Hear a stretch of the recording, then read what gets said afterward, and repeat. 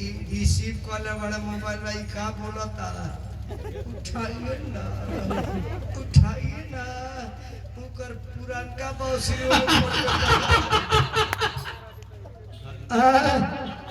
बताइए लेवा के पर्दा रे हेलो हेलो के बोलता हेलो हेलो के बोलता नहीं अरे चीन जा उहे बोलता नहीं तरा गोड़ छू के गोड़ लगे अरे हमर कुछ हो छू के गोड़ लगा ये हमर रानी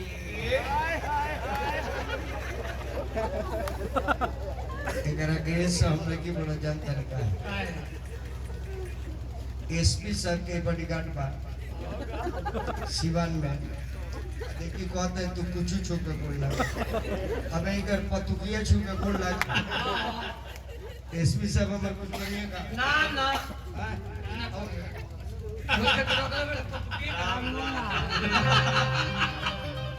वीडियो कॉल करते लोग वीडियो कॉल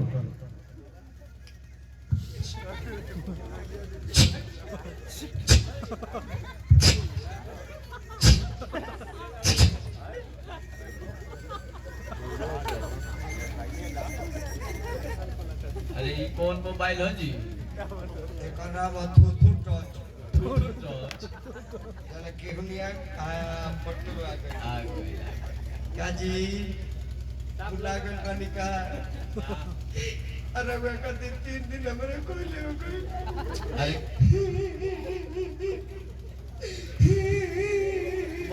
मत रो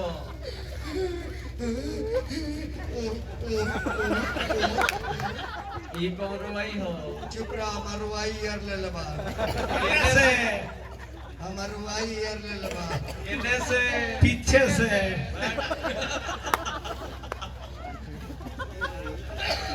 तीनों आदमी एक लड़का हो सब जा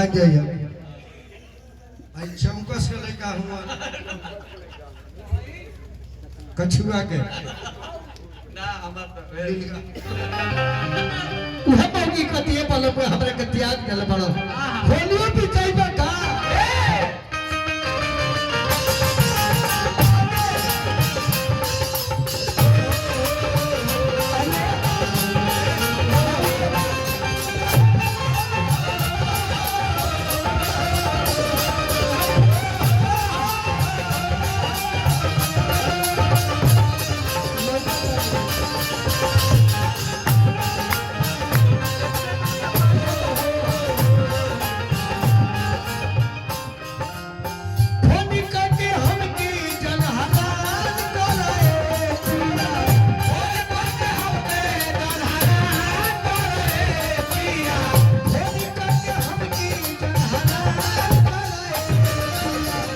होली में आवे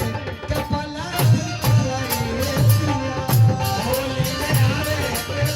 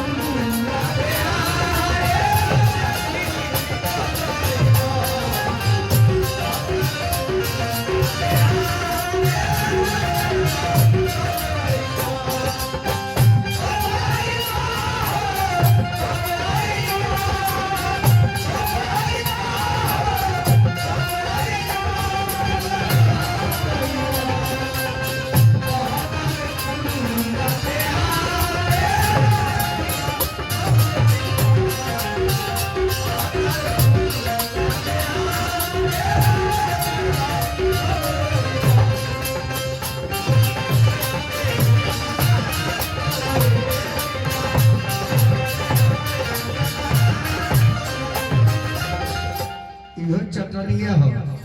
लेकिन एगो में गीतवा न शुद्ध न सुने जाके परदेश राजा हमके सतावेला जाके परदेश राजा हमके सतावेला जाके परदेश राजा हमके सतावेला जाके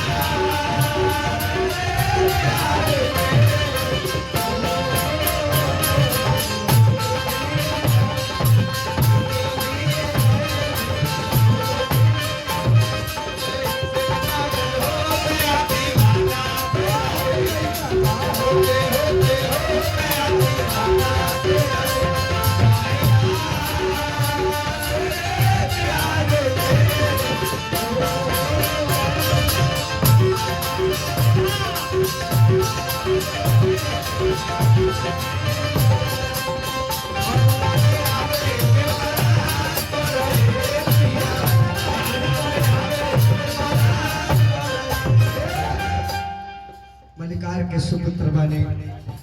और हमारे के